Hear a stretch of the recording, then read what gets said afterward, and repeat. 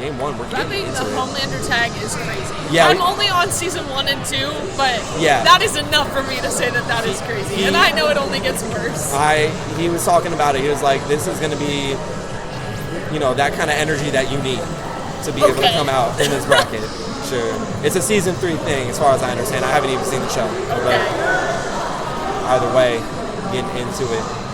2 small, annoying characters. Yes, very hard to hit, but I think the up B out of shield for Game & Watch is going to be very beneficial for Plus, and it seems like MikeLew's just having a hard time landing here as well. Just the last hit of that back, finding its mark. Yeah. That's another thing to think about too, is that we can talk about Pikachu with the T-Jolts from the corner, but what about just coming out of the corner in general against a character like Game & Watch with something like that up smash? Oh my gosh. You can't touch that. You can't up B into it. You can't trust a T-Jolt running up with it. You have to respect that. And a lot of Pikachu's game plan is like landing on top of you, and that's how we're going to find a lot of kill confirms and also combo surges at the beginning of a stock as well. And so that up smash is just so good at calling that stuff out. Like, you cannot land on top of Game & Watch for free. In the neutral area, even keeping Game & Watch safe from something like the Pikachu out of shield, up smash is just going to catch, the most spacey Pikachu up B I've ever seen.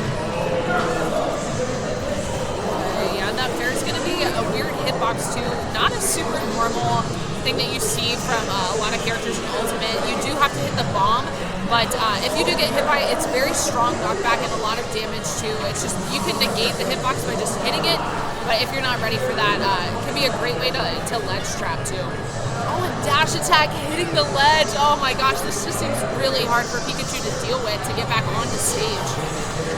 There we go, back in. That's one of the interactions that I was looking for. What's one of the answers that we have for the T-Jolt? Oh my god! There's an answer for the offstage game. You cannot side B, because I guess you get launched into the blast zone. Oh, using the key too, that was so smart there from Plus, just super comfortable in shield too.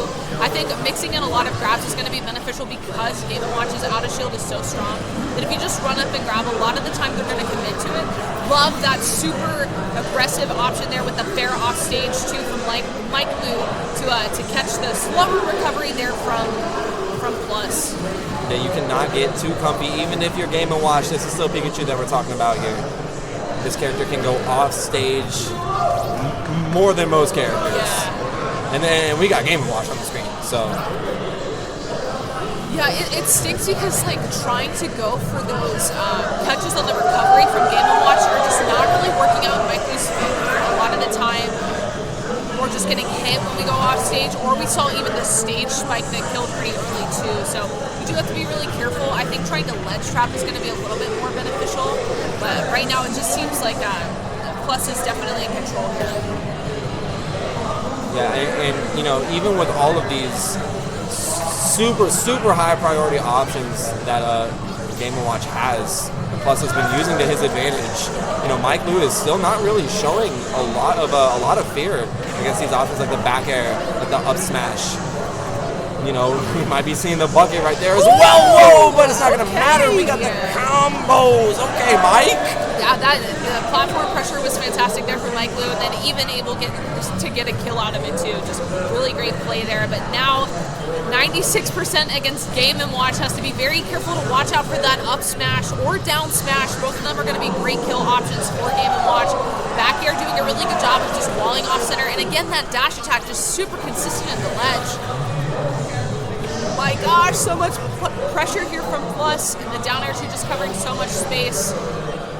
Looking for the combo off of the low up B right there, trying to get into the back air. That's definitely a thing at some point. I've seen it before. Probably we'll see it here at some point, especially trying to catch the low recoveries. Pikachu can definitely go for it. That don't mean that you're safe going for it. Yeah, the key is a great way to catch people, like trying to cover your landings too. It's super fast and it does have that kill power too, so it's a great burst option, especially if Pikachu's trying to hit you with a bunch of up airs, just using that.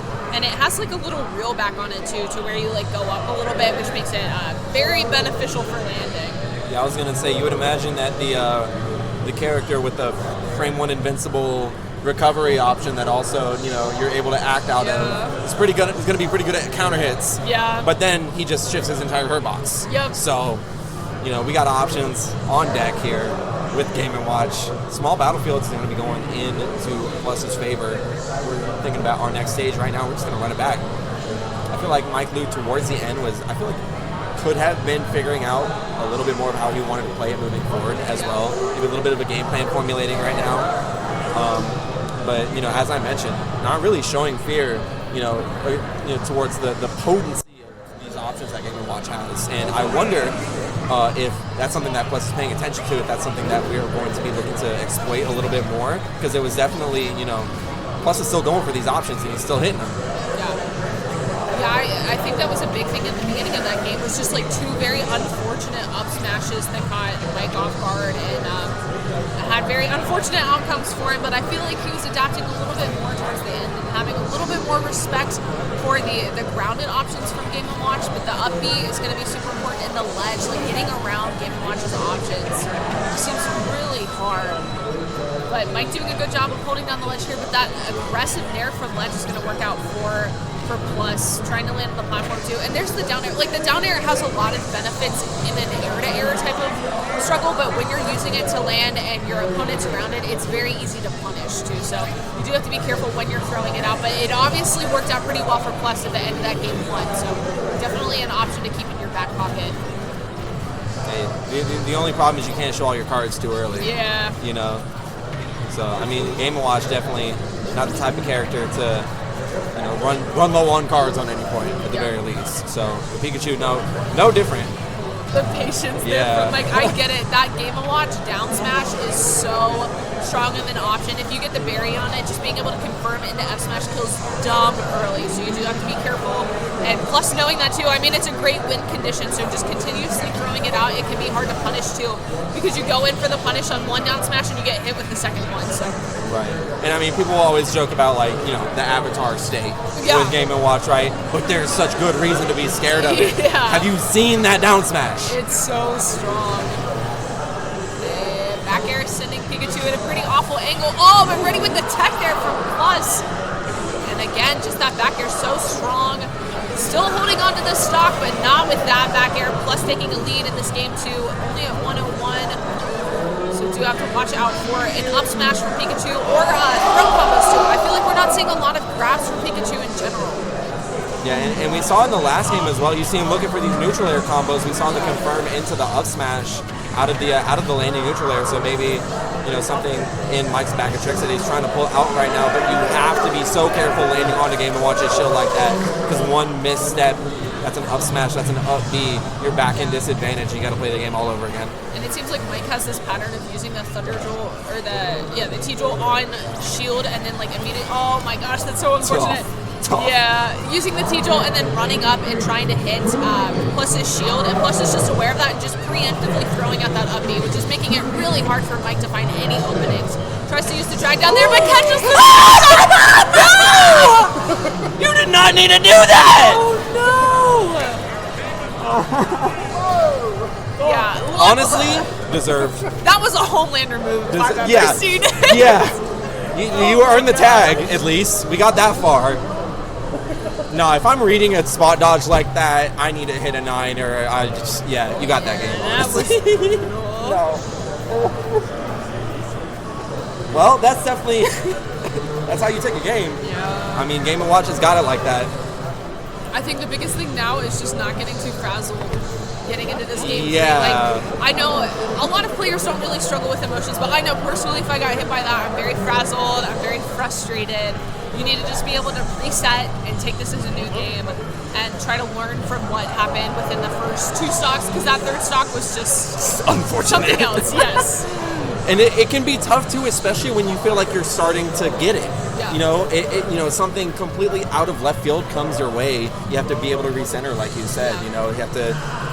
You can't lose the plot. Yeah. Basically. So it's a game of composure for Mike, and it's a game of momentum for Plus. After that, I'm definitely taking that all the way to the bank. Oh yeah. Yeah, we're taking our time getting into this game 3-2, which I think is a good thing. Just take a breather and Going to Battlefield. Okay. I like this. This is good for both characters. Yes. I know Plus is a big fan of this stage, but I would say Pikachu's normally great on this stage, but Sephiroth is also no slouch. Yes. We got the switch up. Gotta pay attention. I'm seeing characters left and right coming out. So we got the counter pick to see if this is gonna be any more favorable for MikeLew here in Game 3. Okay, getting the grab there, getting some decent damage too. I don't know much about this matchup. I feel like Sephiroth's going to have a hard time landing, and if Game & Watch is able to get in on him, just those nairs are going to do so much damage. But I feel like if we're playing like the space game, then it's going to be a lot easier for Sephiroth to just throw out a lot of these hitboxes with the aerials to space around a lot of Game & Watch's approach options. It just seems like Plus is always in the driver's seat as to the pace of the game, though. Like, Plus disengages, waits for you to move it into his down smash, and then gets the punish there. Like, he's just very comfortable sitting at the ledge, sitting on that platform. So it's going to be on Mike to push the advantage. And Sephiroth, I think, can do that decently well, but he's going to have to rely on the large hitboxes and spacing moves pretty perfectly. And here's something that I'm curious about as well, and this is gonna be my litmus test for MikeLew here, is that the way that I see this matchup going generally is as simple as Sephiroth's going to play more horizontally. Yeah. Game & Watch is going to play more vertically with the juggle game, right? Sephiroth's more on stage with the forward airs, the forward tilts, trying to swat you out! Oh my gosh! I didn't even think about crouching. Yeah, unexplainable interactions at the end of the day. But what I really want to see from MikeLew is, with that, premonition in mind, we're picking Battlefield as opposed to a stage that's more wide, like maybe PS2 or FD or Town and City even. I wouldn't imagine that Kalos is open against Pikachu. Yeah. That's what I was thinking. Like, the Kalos platforms become super in clutch with Pikachu, but if Plus is banning that, then I don't even know what you would do. Oh, okay. Barely holding on to that stock in the top corner. And the bacon giving Sephiroth a lot of trouble, too, trying to get back to the ledge. Oh, wow. Gosh, okay. Not picking an option right there, actually saving Mike's life right there. But I was going to say, it's something that I want to see how Mike's going to be able to take advantage of the Battlefield pick as Sephiroth with that dynamic in mind against a character who's, one of his best stages is probably Battlefield, if not his best stage. Yeah, and we did see Mike charging the neutral. Oh, no! Yeah, we saw Mike charging the neutral special, too, and I feel like Bucket actually does come into play when you're dealing with that strong of a projectile. Oh, yeah, no doubt about that one. We're playing with the stop down here, but we bring it right back. I was going to say, but Game & Watch is pretty light, so I feel like Sephiroth should be able to find some kills pretty early and able to find it there with the down air at the ledge. It's at like 30, by the way. Yeah, no, that was super strong. And it wasn't even the kind of, spike where it's like, oh, you're down too low, you can't make it back. No, he just died. Straight up died. So, but we're still cooking here. Bacon coming out. Yeah, and this looks hard to deal with this Sephiroth right here. Because at some point you throw out the bacon slow enough to where it's lasting longer than the ledge invincibility. Yeah. So you're gonna have to get up and choose an option at some point. He read that. He read that so hard. Oh wait, no, but I'm not gonna lie, we are at kill percent right now. This is a good back throw, back air from Sephiroth. Yeah. This is a good nair back air if we hit those. And having wings seems super beneficial for getting around the ledge traps too, because you have that extra jump. Okay, but getting down against this up air is going to be a little harder. Trying to use the FTL2 to space around a lot of these approaches from Plus, but Plus just using this platform, trying to find a way in. Oh gosh, tries to get the grab too. No dash attack. It's the little pokes, just like, I'm going to hit your shield. I'm just going to hit it again. Oh my gosh, okay. The air dodge actually saved his life right there. That definitely was about to be the sweet spot. Can we get the forward tilt right here? No, we're looking the up B to get to a safer spot here. Bacon, we got to jump over. We got that extra jump here with the wing. I'm afraid it might be expiring soon as the percents keep climbing, but we're here on the last stock. I want like a hard read up smash. Dude, I wouldn't even hold it against him to go for like an up B or something. That'd be crazy too. Oh my gosh. Nah, I'm so on edge. Yeah. I feel like Plus is doing a great job of calling out the dash backs though, and uses the dash attack, and that time it is going to kill. Oh man, but that was so hard fought from Mike. He was actually coming up clutch there in the end too, like finding a lot of integral moments like that down air, like being able to rack up percent and find these early stocks. I can see the Sephiroth pick. Yeah, I see the vision now. I like it a lot. And like I said, I have a friend that really hates the Game & Watch Pikachu matchup. So maybe playing Sephiroth specifically for Game & Watch in the future is the play, because I feel like he did a fantastic job. Especially like that early kill is so clutch too. I'm saying, literally at like what? He couldn't have been any higher than like 35%. Yeah. Really.